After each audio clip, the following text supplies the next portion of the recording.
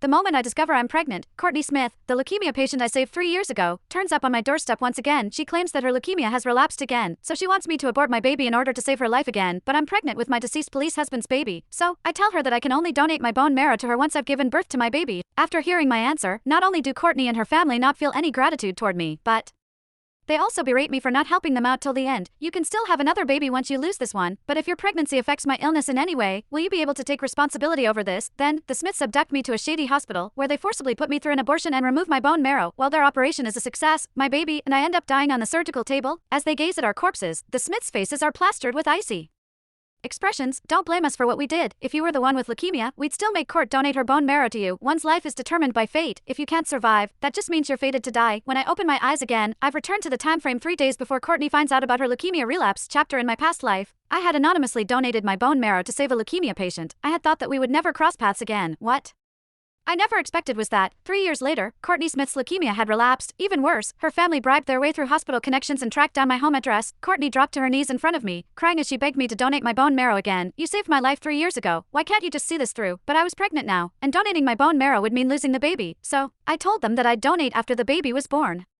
However, the Smith family turned on me instantly. Isabella Carter, you can always have another child, but if Courtney's condition worsens because of your pregnancy, can you really take responsibility for that? They lashed out without restraint. Courtney even went as far as to say that I was carrying a fatherless child and that it would be better if I got rid of it. Her words snapped the last of my restraint. In a fit of rage, I threw them all out of my house. Later, the Smiths sued me, accusing me of refusing to save Courtney's life. Even after losing the case, they refused to let it go. Instead, they abducted me and took me to an illegal clinic, where they forcibly extracted my bone marrow. The transplant was a success, but my baby died during the operation. As I lay there, barely alive, I could see the indifference and faint concern on their faces. Don't blame us. If you were the one with leukemia, we would have made Courtney donate for you, too, when a life is on the line.